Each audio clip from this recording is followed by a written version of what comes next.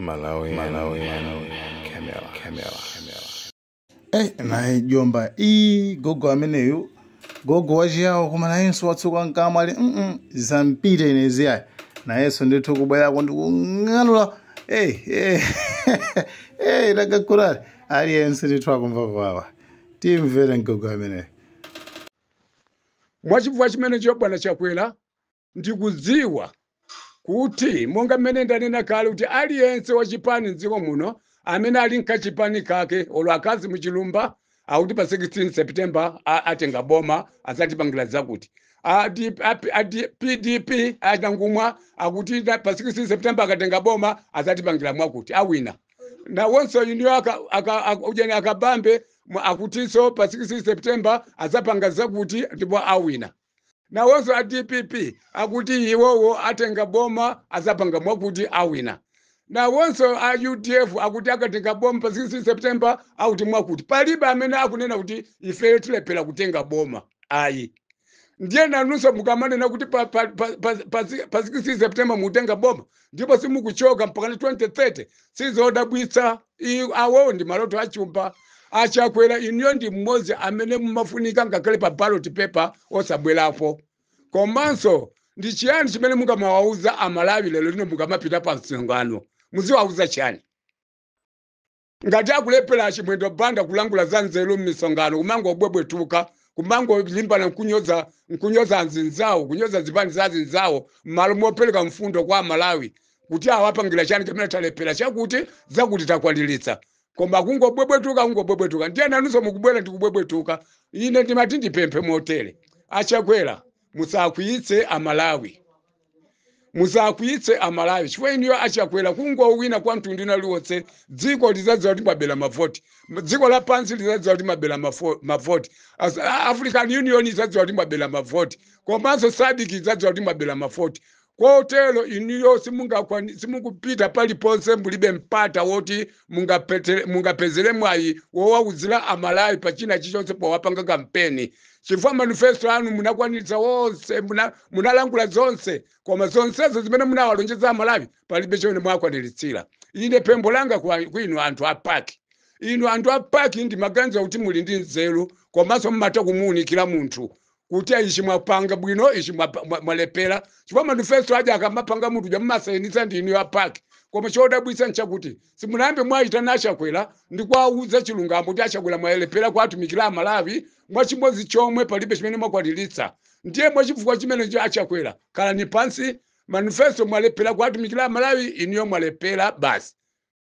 sayinirani apa sindikaiza kuti basi mpaka achakwera nkumalakalakaso opitanso kumafunanso kukakhala pa ballot paper akadakhala munthu wamanyazi sibwenzi atateloyi akadakhala munthu wamanyazi ngati ine sibwenzi akulimbanaso kukayimira pa mpando wa president akungofuna kuchita manyazi mudziwe kunena kuti achakwera lilime lanu zimene zikulankhula palibe amene chikunsangalatsa malawi muno kuyambira asilikali ya polisi kuyambira asilikali ya prison kuyambira asilikali ndani a security kuyambira mafumu kuyambira ndani palibe amene chikumsangalatsa pazaulangula zanu zimene mukuwapweteketsa anthu mitima pomawauza kuti iniyo mpaka 2030 palibe amene chikuwatsangalatsa kotero muzaona zodabwitsa mukayumilira kuti mukapite pa ballot paper muzaona zodabwitsa zimene aliyense adayamba zionapo chifukwa iniyo kungowina aliyense azadziwa kuti mwabela mavoti mayiko akunja ngati akuletsani ena mwayiwa kuti mupiteko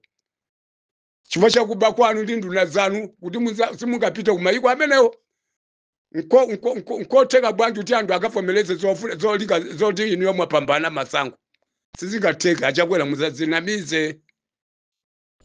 muzazinamize achakwera mukadzaumilira boma muzayiwale kuti kunalitu kuljeni amati kwa Ivory Coast dziko limene lili kunali masankho ndingokumbusani pang'ono kutakhala masankho kwa Ivory Coast Abakibo adaluza masankho adawina ndi Hassan Watala kotero Abakibo poziona mphamvu podalira asilikali ankangoyesa kuti asilikali ali mbali yawo samadziwa kuti zimene amapanga iwaje zosavomerezeka zija asilikali so zimawanyasa chifukwa asilikali wamachokera kumamizi kwa anthu kumene anthu akuvutika.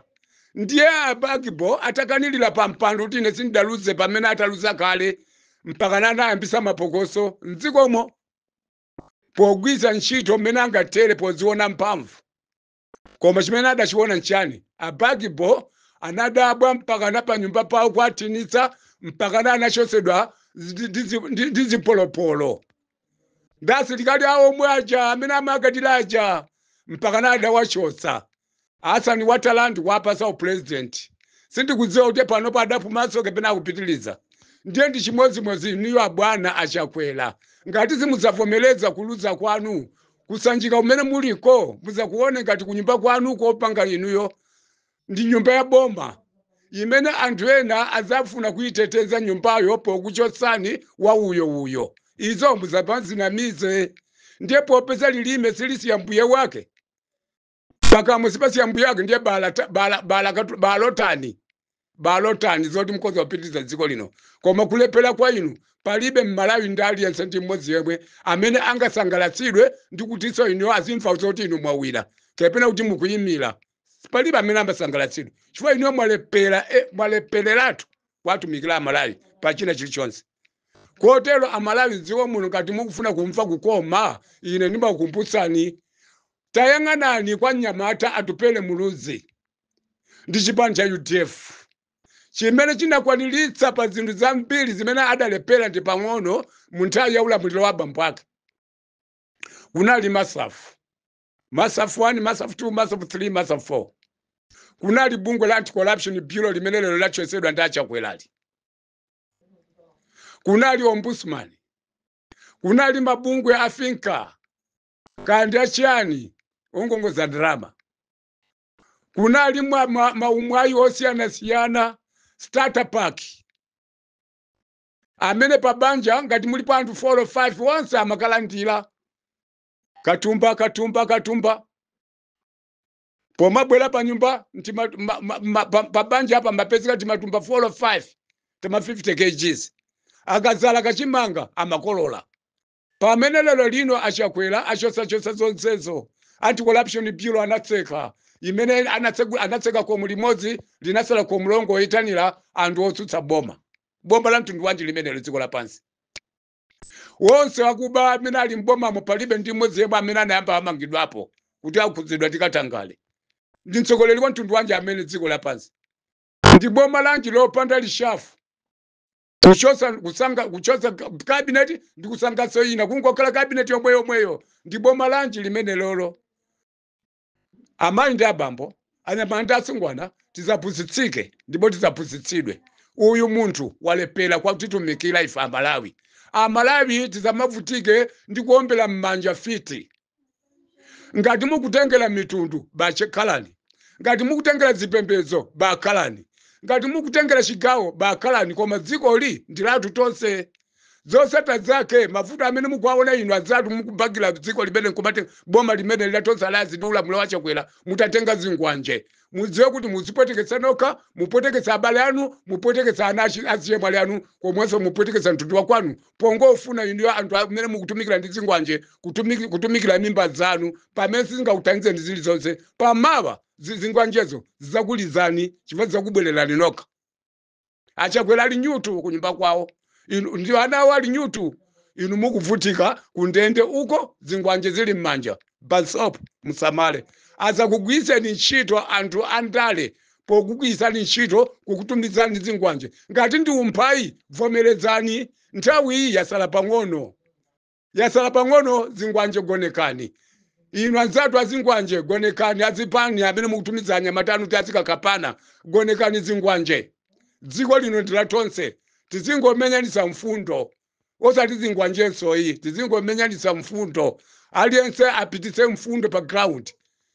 Anthu akagule mfundozo ndi zimene zitazipangiza kumpangiza munthu kukhala president. Osati mukakhala pampano mozikakamisa chifukwa choti mukutema azinzalo ndi zingwanje. Izozo ndi mbiri yakale. Kunoko si ku Mozambique. Kunoko si ku DRC. Kunoko si mayiko ena wote olambulidwa mwankhanza. Ili dziko lino tele decent. Dziko ndo silidalira nkhondo. Dziko ndo mphamvu imene tinayo Mulungu adatilemekeza ndi mavoti. Osati zingwanje zanu zoyi. muzichedwetsa simungalepere kuchoka pa mpando chifukwa choti mukutema azizanu zingwanje ilo mboza zedi anthu opusa mwamva Malawi, Camera.